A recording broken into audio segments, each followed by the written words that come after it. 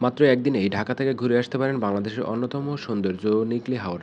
কোথায় দিয়ে যাবেন, কত টাকা লাগবে, কত খরচ হতে পারে এবং কি ভুল করলে আপনার সম্পূর্ণ ট্যুর মাটি হয়ে যেতে পারে, আজকের ভিডিওতে থাকছে সেই সকল তথ্য। তাহলে চলুন ভিডিওটা শুরু করা যাক। আর হ্যাঁ, তার পূর্বে যদি আপনি এই চ্যানেলটি সাবস্ক্রাইব করে না থাকেন তাহলে চ্যানেলটি সাবস্ক্রাইব করে দিন এবং পরবর্তীতে এ ধরনের ভিডিও পেতে বেল আইকনটি বাজিয়ে রাখুন। ঢাকা থেকে খুব ভোরে রওনা দিলেই একদিনের ট্যুর শেষ করা সম্ভব। যেহেতু আমরা বাইকে গিয়েছিলাম, আমরা সকাল ৫টা ৩০-এর ভিতরে বের হয়ে পড়েছিলাম। এছাড়া আপনারা যদি বাসে যেতে চান তাহলে মহাখালী বাস টার্মিনাল থেকে কিশোরগঞ্জগামী বাসে যেতে পারেন, অথবা ভৈরব পর্যন্ত গিয়ে সেখান থেকে সিএনজি বা লোকাল গাড়িতে যেতে পারেন। সকালে যত তাড়াতাড়ি বের হবেন তত বেশি সময় উপভোগ করা যেতে পারে এবং আপনার খরচের ব্যাপারটা যেটা রয়েছে, যে বাসে গেলে আপনার ২০০ থেকে ২৫০ টাকা বাস ভাড়া পড়বে, আর যদি বাইকে যেতে চান তাহলে এটা আপনার উপর ডিপেন্ড করে।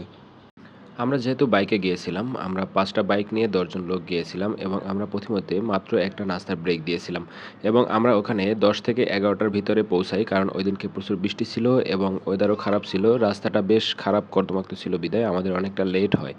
এখানে পৌঁছানোর পরে আমাদের সর্বপ্রথম যে সমস্যা ফেস করতে হয়েছিল তা হলো বোট ভাড়া এবং বোট ম্যানেজ করা। আমরা যে সমস্যার সম্মুখীন হয়েছিলাম তার বিস্তারিত এই ভিডিওতে আমরা দিচ্ছি। এই জায়গায় আমি যেটা বলতে চাচ্ছি, সর্বপ্রথম নিকলি হাওরে যদি আপনারা আসেন, সর্বপ্রথম হলো এখানে সিন্ডিকেটের ব্যাপারে বলতে চাচ্ছি। আমরা যে বোটটা নিছি, এই বোটের ভাড়া হলো ৬,৫০০ টাকা। আমরা বাইক নিয়ে আসছি হলো ১১টা।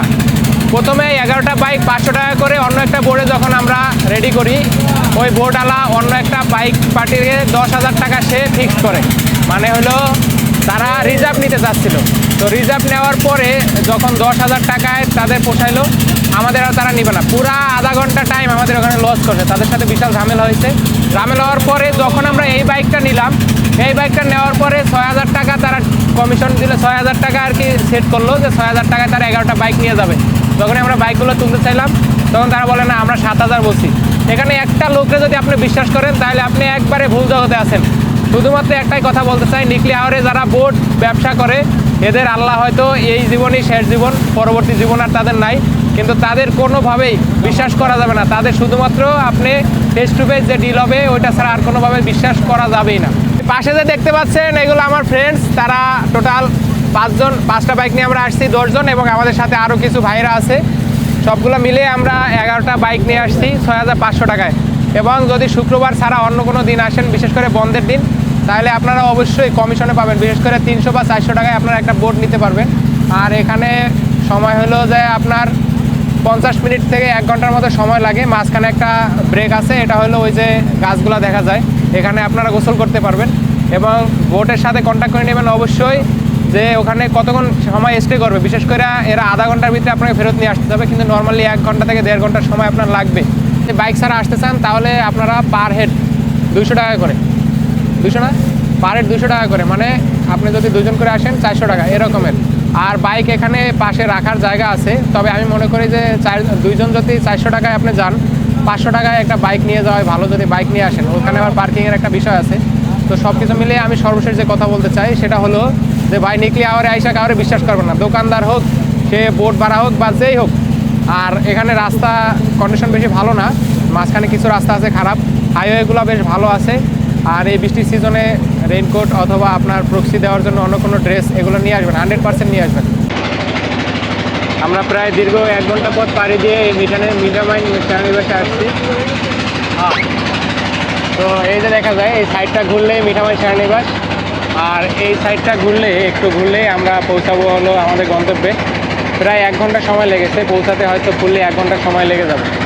আর এর ভিতরে হলো সেনানিবাসের স্পট। আর এত পরিমাণ রৌদ্র, সকালে আমরা বৃষ্টিতে ভিজে আসছি, কিন্তু এখন দেখেন রৌদ্রের জন্য মানুষ ছাতি ব্যবহার করতেছে, প্রচুর গরম, অনেকেই ছাতা ব্যবহার করতেছে। যদি মন চায় ছাতা নিয়ে আসতে পারেন, আর যদি রৌদ্র সহ্য হয় কোনো সমস্যা নেই, ছাতা ছাড়াই আসতে পারেন। টাঙ্গুয়ার হাওরে একটি হাউসবোটও রয়েছে যেটা বেশ ভালো পরিপাটি এবং সুন্দর। এটা টাঙ্গুয়ারের এক মাথা থেকে একবারে অপর মাথা পর্যন্ত রাইড করে থাকে। যদি কেউ টাঙ্গুয়ার হাওরের এই হাউসবোটে ঘুরতে চান তাহলে ঘুরতে পারেন। এবং ফাইনালি আমরা প্রায় ১ ঘন্টা প্লাস টাইম নিয়ে আমরা এখানে পৌঁছালাম এবং পৌঁছানোর পরে আমাদের বড় চ্যালেঞ্জ ছিল এখান থেকে বাইকগুলো উপরে তোলা। পৌঁছানোর পরে প্রায় দুপুর হয়ে গিয়েছিল। আমাদের সামনে তারপরে যে চ্যালেঞ্জ দাঁড়ালো সেটা হলো খাবার। এখানে সব থেকে ভিআইপি হোটেল হলো পাঁচফোড়ন রেস্টুরেন্ট, কিন্তু আমরা সেখানে কোনো জায়গায় পেলাম না। এরপরে পাশে একটি রেস্টুরেন্ট পেয়েছিলাম সেলিম হোটেল, যেখানে আমরা কিছুক্ষণ ওয়েট করার পরে আমরা সিরিয়াল পেয়েছিলাম এবং এখানকার খাবার বেশ এক্সপেন্সিভ। শুধু এখানকার নয়, এখানকার সবগুলো হোটেলের খাবারই বেশ এক্সপেন্সিভ আমার কাছে মনে হয়েছে। বাইরের থেকে এখানে খাবারের দাম একটু তুলনামূলক বেশি, যেহেতু পর্যটন স্পট তাই এগুলোর দাম একটু বেশি। আপনারা যারা যাবেন অ্যারাউন্ড 300 টাকার মতো যদি খাবারের বিল করেন তাহলে মোটামুটি একটা খাবার খেতে পারবেন। খাবার শেষেই আমরা খুব দ্রুত বেরিয়ে পড়ি মিঠামাইন অষ্টগ্রামের সেই সড়কে, যে সড়ক দেখার জন্যে মানুষ মাইলকে মাইল পাড়ি দিয়ে এখানে আসে। সড়ক বেশ সুন্দর এবং দুধারে পানি, বেশ ভালোই লাগে দেখতে। তবে এখানকার সমস্যা হলো আমরা দুপুরের টাইমে পৌঁছানোর পরে বেশ রৌদ্র ছিল। এখানকার সময়ে অনেকটা সময় দেখা যায় যে পানিতে বেশ ভরা থাকে, কিন্তু আমরা যে সময় গিয়েছিলাম তখন তেমন পানি ছিল না, কিন্তু ওয়েদার বেশ ভালো ছিল। এখানে ভ্রমণের সবথেকে বেস্ট সময় হলো জুলাই থেকে সেপ্টেম্বর পর্যন্ত। আপনারা যারা আসতে চান জুলাই থেকে সেপ্টেম্বরের ভিতরে আসলেই সবথেকে বেস্ট হবে। মিঠামইনের যে এত সৌন্দর্য, মানে ভাই এখানে না আসলে আপনি বুঝবেন না। আসতে অনেকটা স্ট্রাগল করতে হয়েছে, সেই রাস্তা পাড়ি দিতে হয়েছে, নদী পাড়ি দিতে হয়েছে, কত বৃষ্টিতে ভিজতে হয়েছে, কিন্তু আসলেও এখন আমি খুবই ভালো লাগতেছে। কারণ হলো পিছনে যে রাস্তা দেখতে পাচ্ছেন, রাষ্ট্রপতি আব্দুল হামিদ এই রাস্তাটা বানাইছেন, কিন্তু বিষয় হলো এখানে নাকি জলাবদ্ধতা হয় এই রাস্তার জন্য, এটা সঠিক আমি বলতে পারতেছি না। তবে এখানকার যে ভিউ, এই যে পাশে দেখেন যে একটা অবস্থা, মানে কিছু বলার নাই। এখানে না আসলে আপনি এটা ফিল করতে পারবেন না। তাই অবশ্যই এটা যদি ফিল করতে হয় মিঠামইন চলে আসুন। সড়কে ঘোরাঘুরি শেষে এবার আমাদের ফিরে আসার পালা, এবং ফিরে আসার পথেই আমাদের রয়েছে আরেকটি স্পট, যেখানে আমরা গোসল করার জন্য আগের থেকেই প্ল্যান করে রেখেছিলাম। এবং এখানে গোসল করার জন্য আপনি অবশ্যই এক্সট্রা প্যান্ট অথবা শর্ট প্যান্ট অথবা আপনার যেটা প্রয়োজন হয় এগুলো নিয়ে আসবেন, কারণ এখানে তো আর আপনি শুকনা যেতে পারবেন না। সারাদিনের ভিতরে যদি আপনারা ট্যুর কমপ্লিট করতে চান, সেক্ষেত্রে সবথেকে গুরুত্বপূর্ণ যে তথ্য সেগুলো হলো সকালে খুব ভোরে ভোরে বের হতে হবে। বিশেষ করে ৫টা বা ৬টার ভিতরে বের হলে সবথেকে ভালো হয়। এখানে পৌঁছানোর পরে খুব দ্রুত সময়ে বোট রেডি করে ফেলবেন এবং বোটওয়ালাকে কন্ট্যাক্ট করে নেবেন কতক্ষণ সময় সে ওখানে স্টে করবে, এবং আপনি ফেরার পথে অথবা যাওয়ার পথে গোসল করবেন কিনা সেটাও ক্লিয়ার করে নেবেন। তবে সবথেকে ভালো হবে ফেরার পথে গোসল করলে, কারণ ওখানে গোসল করার পরে আপনি ড্রেসটা চেঞ্জ করে একবারে চলে আসতে পারবেন।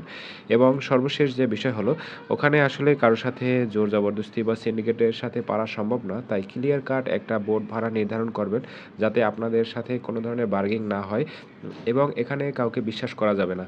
আমরা এভাবে করে সন্ধ্যার দিকে ওখান থেকে বের হই, এবং বের হতে হতে আমাদের সন্ধ্যা ৬টা হয়ে যায়। এরপরে আমরা ধীরে ধীরে বাইক রাইড করে চলে আসি। আর যারা বাইক নিয়ে যাবেন তাদের জন্য অবশ্যই গুরুত্বপূর্ণ বিষয় হলো ফেরার সময় রাস্তায় তাড়াহুড়া করবেন না, কারণ রাস্তার অবস্থা খুবই খারাপ। এখানে ট্রাক চলাচলের ফলে রাস্তাগুলো একেবারেই ড্যামেজ হয়ে গিয়েছে। তো ধন্যবাদ বন্ধুরা, আজকে এই পর্যন্তই। দেখা হবে আবার নতুন কোনো ভিডিও নিয়ে নতুন কোনো জায়গায়। তার পূর্বে যদি চ্যানেলটি সাবস্ক্রাইব করে না থাকেন তাহলে চ্যানেলটি সাবস্ক্রাইব করে দিন এবং বেল আইকন বাজিয়ে রাখুন। আসসালামু আলাইকুম।